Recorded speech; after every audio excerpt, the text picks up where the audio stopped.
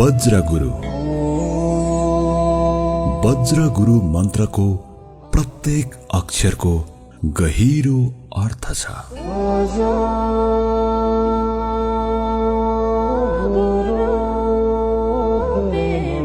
ओम। ओमले विश्वव्यापी चेतनालाई संकेत गर्छ। वज्र।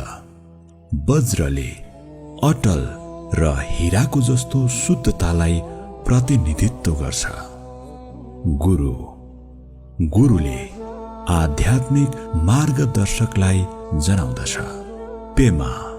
पेमाले कमलको फूल अर्थात् करुणा र बुद्धत्वलाई बुझाउँदछ। सिद्धि। सिद्धिले आध्यात्मिक उपलब्धि वा शक्तिलाई संकेत गर्दछ। होम। होमले मनको एकाग्रता र ऊर्जालाई व्यक्त गर्दछ। यो मन्त्रको जपले व्यक्तिको मन, वचन र कर्मलाई शुद्ध बनाउँदै आन्तरिक शान्ति र जागरूकतालाई बढाउने विश्वास गरिन्छ।